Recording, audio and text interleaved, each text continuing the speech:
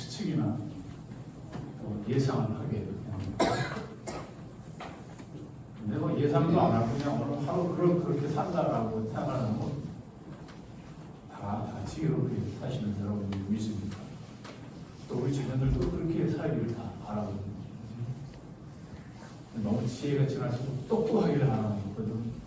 그렇긴 합니다만 아무튼 남들보다는 좀 더 지혜롭게 슬기롭게 살기를 바라는 것이 우리만. 우리 그리스도인들에게는 하나님이 주시는 영안을 가진 영안의 세계를, 즉 주님이 모셨던 세계를 볼 줄 아는 그런 영안이 열리기를 소망하는 것입니다. 왜냐하면 우리 인생이 수백 년, 수천 년 산다면 뭐 그렇지 않아도 되겠는데 그렇게 살 수가 없거든요. 몇 년을 장담하고 사십니다. 잘 모르거든요. 알 수 없거든요. 그래서 사는 동안 우리가 어떻게 살아야 되느냐, 특히 그리스도인으로서, 신앙인으로서 어떻게 살아가느냐 하는 것을 오늘 주님의 말씀을 통해서, 성도를 통해서 오늘 이야기하고 있습니다.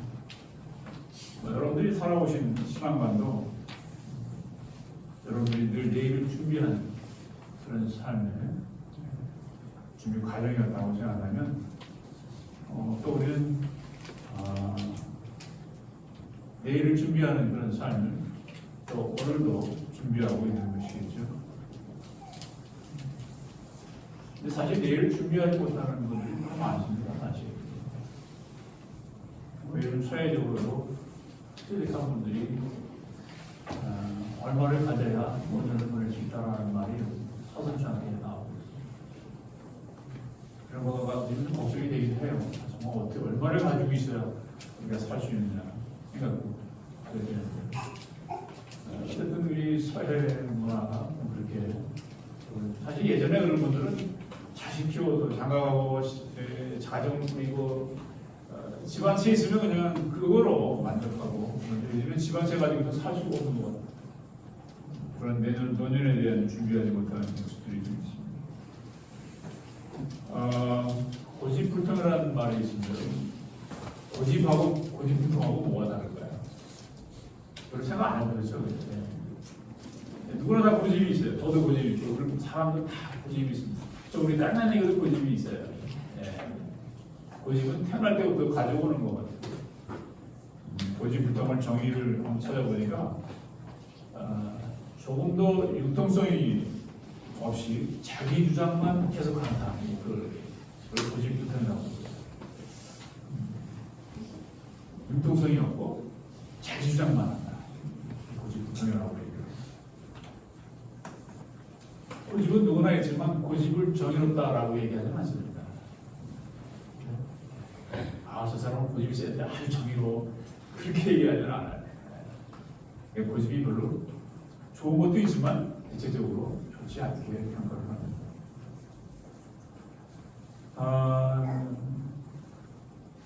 우리 모두는 삶은 인생의 경험입니다. 경험, 경륜, 연륜 이렇게 얘기해요. 근데 그를 통해서 경험을 통해서 지혜를 얻게 되고, 지혜는 물론 책에서도 얻게 되지만 경험을 통해서 얻는 것이 더 피부로 와닿고 실질적이라는 거죠. 물론 책에서 얻어진 것도 굉장히 많아요. 그래서 많은 분들이 책을 보게 하고 책에 얻은 지식을 습득하고, 그래서 그걸 또 경험을 통해서 놀라운 많은 인격체를 만들어요. 그런데 우리 사회에 어떤 분야든지 다 전문가가 있습니다. 이 전문가는 어떤 분야든지 거기 권위자라고 보니까, 보통 우리 뭐 박사, 내가 뭘 하기 전에, 왜냐면 우리는 다 완벽한 게 다 모든 지식을 갖춘 사람들이 아니기 때문에 뭘 할 때 내가 타락한 지식을 가지고 있는 사람한테 가서 조언을 듣기를 원합니다. 즉 전문가 이야기를 듣는 거죠. 내가 자그마하게 아는 지식 가지고 뭐 행하면 분명히 타락합니다. 문제가 생깁니다. 근데 전문가는 처음과 끝을 다 알고 있는 과정 아니기 때문에 조언을 잘 해줄 수가 있습니다. 평가를 다 하는 거지. 우리 같은 전문가의 조언도 들을 필요가 있죠. 우리 여러분들은 여러분 스스로가 다 전문가입니다. 자신에 대한 모든 게 전문가예요. 근데 우리는 완벽하지 못하기 때문에 뭔가 또 지식을 배워야 되고 들어야 되고 또 많은 걸 갖추기 위해 노력을 합니다. 옛 어른들은 주로 경험의 이야기를 많이 합니다. 살아보니까 그렇더라. 근데 전문가라고 하는 이 상당한 지식과 경험을 가진 분들에 대한 모습들은 그러니까 전문가 얘기를 잘 듣기만 해도 지혜로운 사람이다라는 얘기를 하는 것이죠.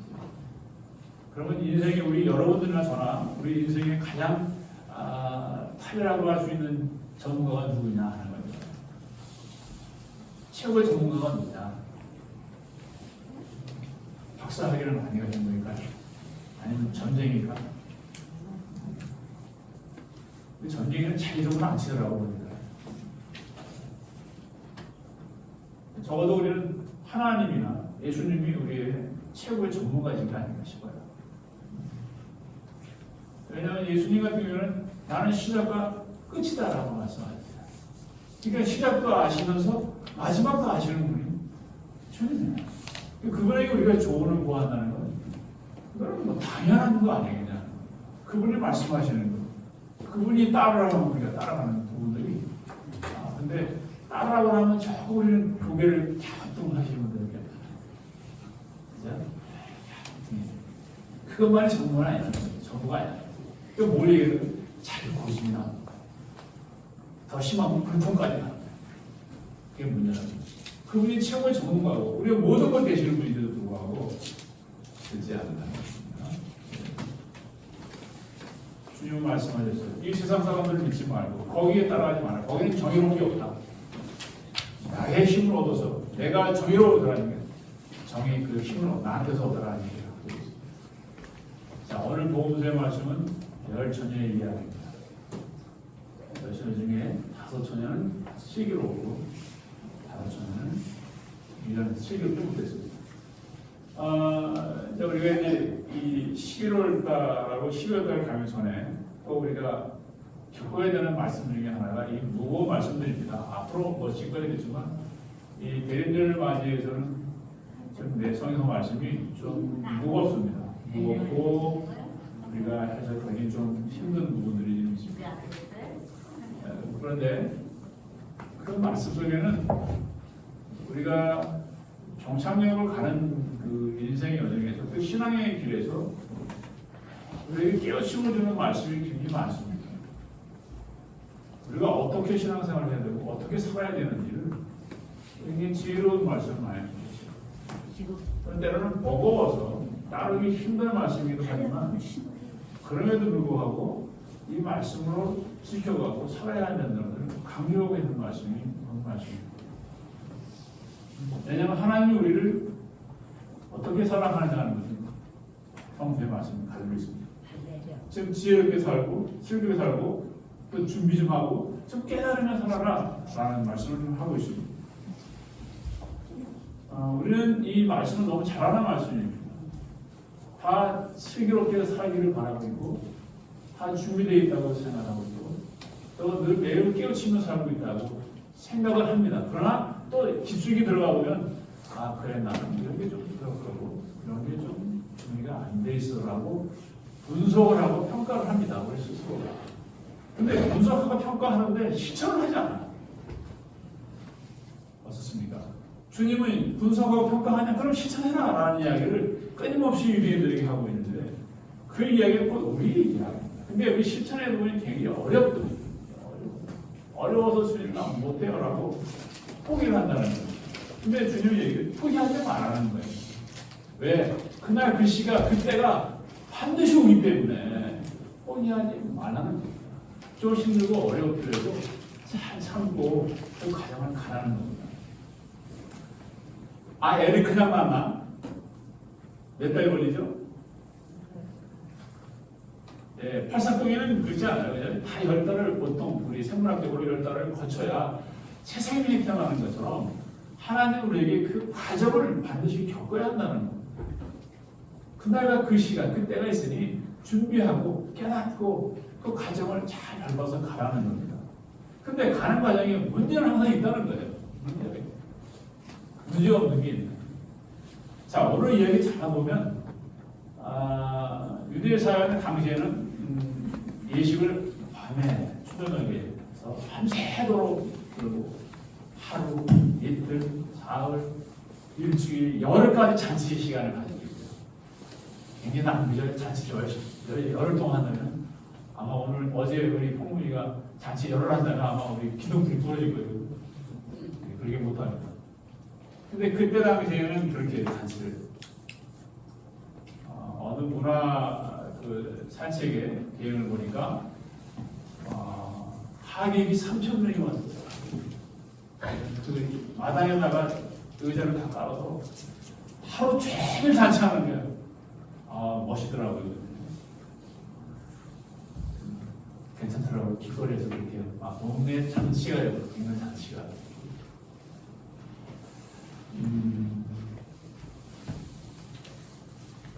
사실 낮에 했으면 이 여자들이 졸지 않았을 텐데 밤에 하는 바람에 졸음이 온 거야. 또 신랑이 언제 올지 제 시간에 왔으면 등불도 안 꺼지고 여자들 다 들어갔을 텐데.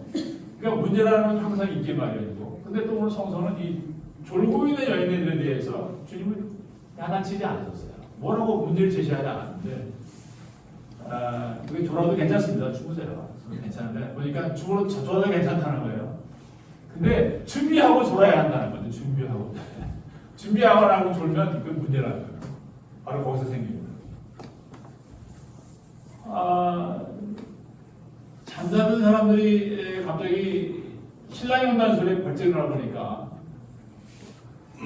기름을 어느 정도 소모가 된 것 같아요. 기름을 준비한 여인들은 어떻습니까? 얼른 다시 준비하고 하는데 준비하지 못한 기회를 주지 못한 여인들은 당황스럽죠. 그게 꺼지니까 밝혀서 신랑을 봐야 되는데 볼 수가 없으니까.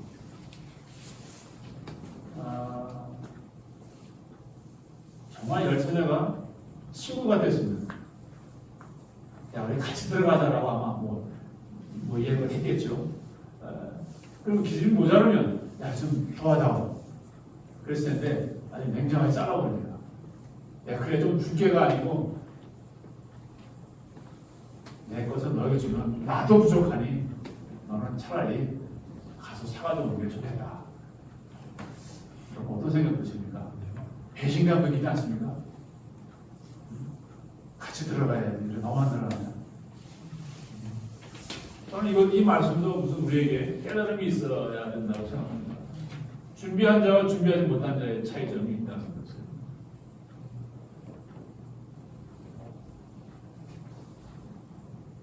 허락한 사이에 문이 닫힙니다. 와서 문을 열어달라니까 주님은 열어주지 않습니다. 좀 냉정한 말이지만 분명히 들으시오. 나는 당신들이 누군지 모르고 저도 이런 소리 듣지 않기 위해서 열심히 삽니다. 누구나 이런 소리 들을 수 있어요. 나는 아니다라고 말 못하거든요. 나는 분명히 말한다. 당신이 누군지 모르고 라고 주님이 말씀할 수 있다는 거죠.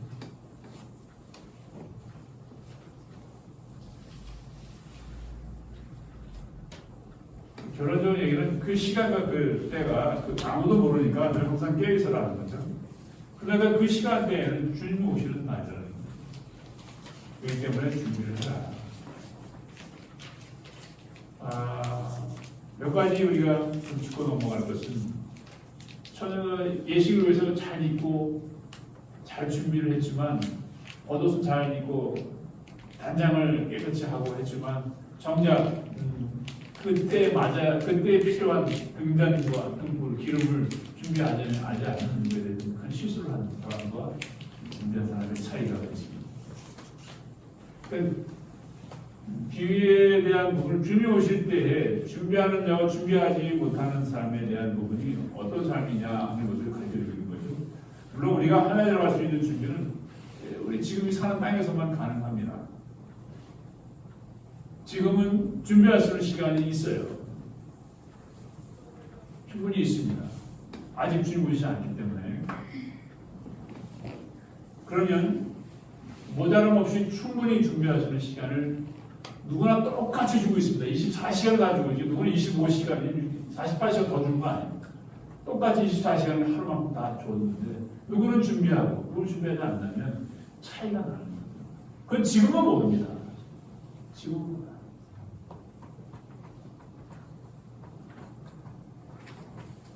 지혜 있는 사람은 무엇을 해도 모자람 없이 충분하게 준비를 한다는 겁니다. 바로 그게 슬기로운 삶을 살기를 바라는 주님의 마음입니다. 그러니까 우리가 미리미리 준비하며 사는 삶이 필요합니다.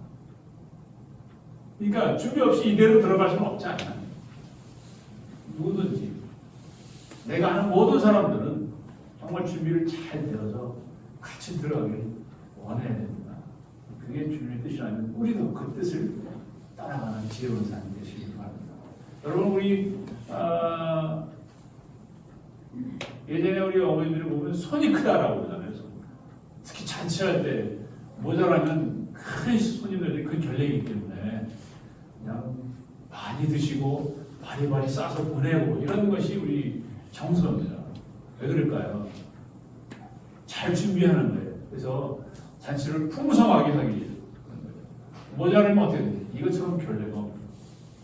저런 우리의 삶도 힘이 준비하는 삶도 우리가 풍성하게 차고 넘치도록 준비를 해야 되겠습니다. 자, 두 번째는 깨어있으라는 말입니다. 깨어있어라. 우리가 깨어있는다는 것은 뭐 잠을 자지 마라 그런 의미는 아니라고 잘 알고 있습니다. 그러니까 초대교회의 그 성도들이 그 하나님의 자녀들의 모습이 영적 상태가 어디에 있느냐는 걸 가르치고 있습니다. 이 이야기는 우리도 같아요.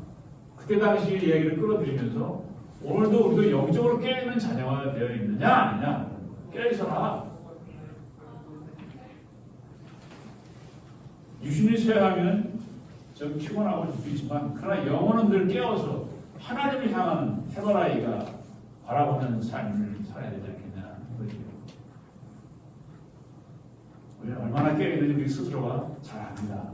나는 늘 영적으로 깨어있느냐 하는 삶 보시기 바랍니다. 처녀들이 기다렸다라고 하는 것은 뭐냐면 주님의 재림이 내가 곧 오겠다라고 말씀하셨을 때 자꾸 주님 오시지 않아요. 시간이 이미 길어져서 점점 길어지죠. 아직도 오지 않으셨으니까. 그러니까 유대 사회가 가지고 있는 공동체의 모습은 어떻게 해요?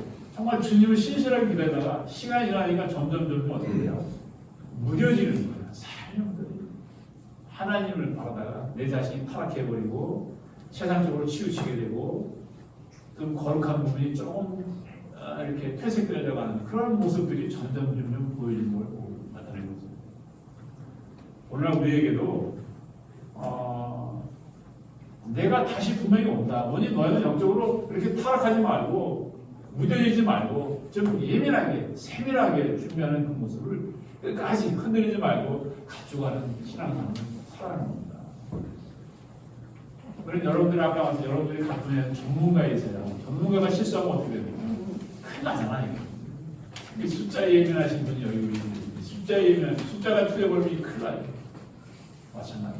모든 일에 기계를 만지거나 정리를 하시는 분들이 실수를 하면 큰일 나는 것처럼 우리도 신앙에 좀 세밀할 필요가 있어요. 왜 그러냐 하면 신앙이라는 것이 조그마한 바늘구멍이 생기면요. 뭐가 되죠? 나중에 큰 사탄이 돼버려.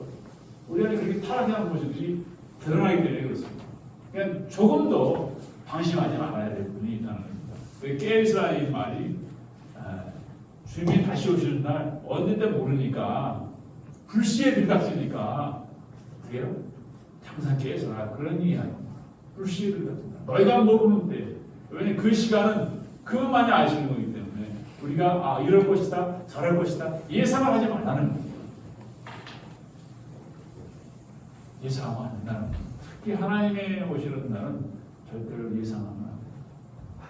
주님도 모르신다고 그러죠. 하나님만 아시는 거예요. 그러니까 어떻게 해요? 오늘이 종말인 것처럼 오늘이 끝이면 오늘 열심히 준비하고 하루 가면 또 새 아침 맞이하면 또 그날의 것처럼 늘 하루하루 준비하는 삶을 살아야 한다. 세 번째는 뭐죠? 자기 신앙을 가져야 돼요. 이건 내 것이 없다는 거죠. 내 것 너희한테 줄 수 없다는 것은 뭐냐면 내 신앙을 잘 간직해야 한다는 겁니다. 여러분의 신앙이 중요합니다. 내 것 누굴 줄 수 없어요. 준다고 해서 그 사람 내 것까지 되니까.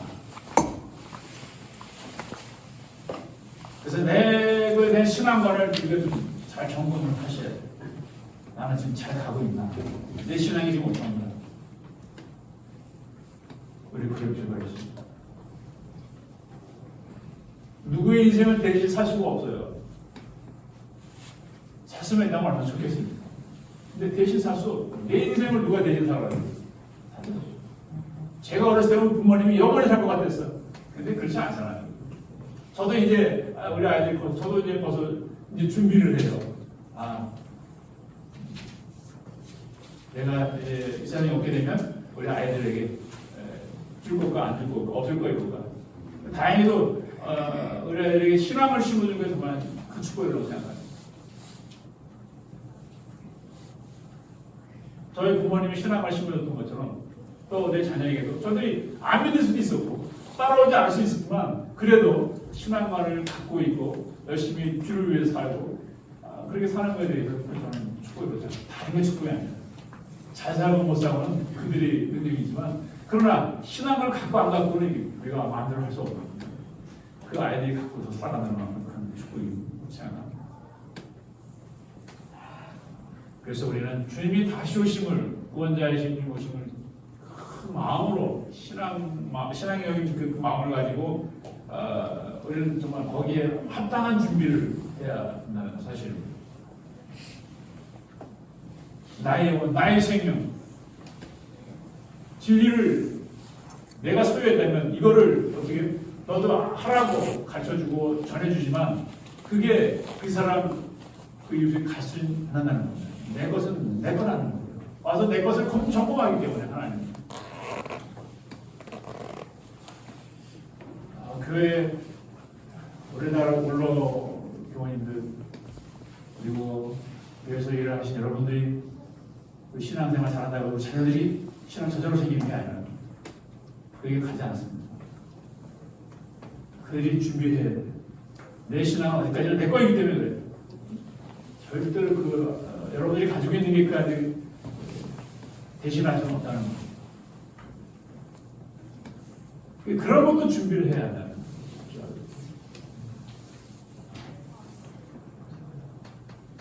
준비하는 것도 이 땅에서만 할 수 있습니다. 우리가 사는 동안에 하는 거죠. 고난 자는 할 수 없습니다. 저는 적어도 우리가 그리스도인으로 사는 날 다치는 날이 분명히 있기 때문에 다치기 전까지 열심히 준비하고 그 다치는 날 같이 들어가서 그 안에서 축제의 시간을 보내고 그래, 다치는 밖에서는 그 지옥과 같은 삶을 살지 말아야 한다는 겁니다.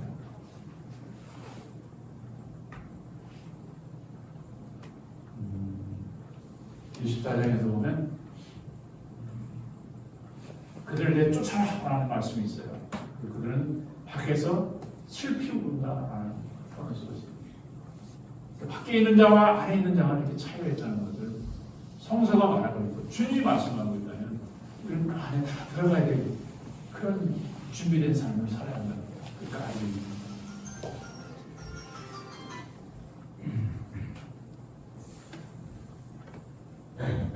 교회에 나오십시오라고 한다면 네, 곧 가야죠. 그렇게 말씀하시죠. 어제도 재밌는 얘기를 들었습니다.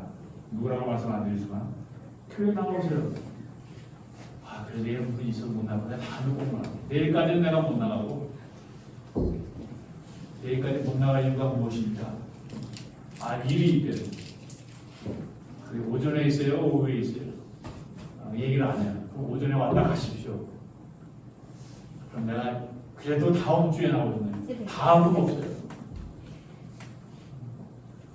사탄이 제일 좋아하는 말이야. 다음. 내일. 다음. 다음에 예수님이 오신다면 참 좋겠는데 다음에 오실지 오늘 오실지 우리가 알 수가 없거든. 그래서 영적으로 영적인 문제가 깨지 않으면 자꾸 우리는 그 사단에게 자꾸 문을 열어줘요. 다음이라고 하는 절대 전쟁의 시간이 있으면 저는 그냥 여러분들에게 안내의 말씀을 드리는 겁니다. 그 다음은 분명히 없어요. 오늘에게 주신 이 주인 오늘로서 하나님 기억을 하고 오늘의 축복해 주시고 오늘 인도하시는 내일은 이야기하지 않고 있습니다. 우리가 성령을 사모하는 이유는 바로 영적으로 깨어있어야 되기 때문에 말씀하고 있는 거죠. 왜냐하면 그래야 분별하고 지혜롭게 준비하기 때문에 그렇습니다. 우리 육은 세상에 존재하기 때문에 이곳에서 우리는 늘 어떻게 해요? 땅의 것에 염려하고 걱정하기 때문에 내일 일 하나님의 것을 준비하지 못하기 때문에 육의 것을 이야기하지 않습니다. 하나님은. 그래서 너희는 먼저 그 나라와 그분께서 의롭게 여기시는 것을 먼저 구하라고 말씀하고 있는 거예요. 땅의 것은 더하여 주는 거라고 말씀하고 있어요. 그래서 먼저를 갖춰야 될 부분들을 우리가 가지고 있는 거예요. 하나님은 그걸 보시기 때문에 먼저 갖고 있는 것을 가지고 심판하기 때문에 그것을 갖기를 소원하시는 것이 주님의 뜻입니다. 그렇다면 우리가 깨어서 그걸 준비를 해야 돼요. 하시는 여러분 되시길 바랍니다. 그게 영적인 하나님. 다른 걸 원하는 게 아니에요. 늘 말씀드리지만 못 먹고 못 살면 어때? 좀 덜 있으면 어떠냐는 건데 그게 중요한 게 아니에요. 새끼 굶는다고 죽지 않아요. 하나님 굶지 않고 절대로 하나님은 자녀들을 굶기지 않습니다. 근데 우리는 그게 거기에 목숨을 걸기 때문에 정말 주위에 바라온 하나님의 나라를 보지 못한다. 하나님 나라 지금 땅에 임했는데 여러분 마음속에 심령속에 지금 이게 주어지고 있는데 그거를 거부하고 내가 오늘 한 끼 못 먹었어. 오늘 내가 하루 치우지 못했어 라고 하는 부분에 대해서 더 가슴 아파한다는 거예요. 정말 가슴 아프면 내가 그거 받아야 되냐? 그거 마치 못하고 있다라고 하는 게 가슴을 치고 통탄해야 되는데 거기에 가슴 아파하지 않아요. 누가 더 열을 낼까요? 천양만이 더 열을 내는 거예요. 너 그렇게 살면 안 돼 라고 말씀하시는데도 우리 귀가 닫혀있기 때문에 눈이 닫혀서 보지 못하는 거예요. 세상에 묻혀서 세상 담에 취해서 보고 있지 못하고 있어요. 하나님 여러분을 사랑하십니다. 여러분 한 생명을 정말 진정으로 구원받기를 원합니다. 하나님의 자녀로서의 삶을 살아서 이 세상에도 잘 살아야 되겠지만 마지막 때 하나님 나라에서도 같이 함께 들어가길 원하신 것이 주님의 뜻이에요. 그걸 원하시게 됩니다. 그래서 당신 목숨까지 내던지신 건 아니지만 그렇다고 우리는 살아야 될 분명한 명분이 있습니다. 어떻게 살아야 되는 과정도 우리는 분명히 알아요. 그러면 그 길을 가십시오. 조금 힘듭니다. 좀 어려워요. 어렵지만 여러분만 어렵습니까? 다 어렵잖아. 그래도 우리는 희망이 있는 거죠. 왜? 마지막 때 하나님 우리를 구원해 준다는 것이. 예수 믿는 사람은 다 힘들어요. 예수 믿는 사람이 편하고 밖에 사람도 편하고 그렇지 않아요. 여러분 얼마나 일하시는 고생이 많으십니까? 그렇죠? 안 해주신가 보다. 아유, 감사합니다. 다 힘들어요. 다 힘들지만 삶을 어떻게 살아가는가 중요한 거예요. 그래서 늘 영적으로 깨어있는 여러분들이 되시길 바랍니다. 깨이지 않으면 자꾸 무뎌집니다. 다음, 내일 또 미루어서 정작 미련한 여인처럼 하나님 오실 때 나 좀 같이 갑시다 할 때 나 너 모른다라고 하는 이런 청소년 병력과 같은 소리를 듣게 되면 얼마나 가슴 아프겠어요. 아마 먼저 들어간 여인 5여인도 가슴 아플 거예요. 못 들어간 그 동네 친구 같은 그런 못 들어오니까 얼마나 가슴 아프겠어요. 우리는 같이 들어갈 수 있도록 힘쓰고 애쓰는 그런 신앙의 삶입니다. 주님의 거룩한 삶을 살아가는 여러분의 삶이 되시기 바랍니다. 하나님의 잔치에 같이 가시길 꼭 바랍니다. 들으셔야 돼요. 그것이 하나님 원하시니. 그래서 우리 끊임없이 신앙적인 삶을 어떻게 보면 저는 전투라고 얘기하지 않지만 어떤 분들은 그렇게 얘기해요. 이건 전투다, 싸움이다. 동적 싸움을 해야 된다 하는 것들. 이렇게 얘기하면 성공해서 맞지 않는 것 같아요. 이렇게 얘기해보시고 저도 들어보신 신부님이 그렇게 얘기해야 되는 분이요. 못 들어봐요. 다 온순하게 그냥 와주십시오. 해야 되는데 이렇게 말씀하셔가지고 좀 강하게 여러분에게 좀 이렇게 밀어내고 그래야 되는데 저도 그렇게 잘 못하는 것 같아요. 왜냐하면 저도 그렇게 하는 걸 별로 원하지 않는 사람이기 때문에. 근데 들을 줄 아는 귀가 있으잖아요. 그렇게 하면 네 알겠습니다. 곧 가지요. 이런 마음을 가지는 다음에 그럼 절대 안 돼요. 내가 제가 꼭 가겠습니다. 깨달음이 있으니까 꼭 가는 거예요. 그렇지 않습니까? 여러분 오셨잖아요. 곧 오신 거잖아. 깨달음이 있으니까 와야 된다고 하는 깨달음이 있기 때문에 오신 거예요. 그 깨달음이 없으면 어떻게 해요? 자꾸 다음으로 가는 거예요. 내일 다음. 그거는 슬기롭지 못한 모습이다. 그 얘기입니다. 모두 지혜롭게 준비해서 하나님의 어린 양 잔치에 함께 들어가시기를 기회해 주시고 성부와 성령과 성령의 이름으로 말씀드렸습니다.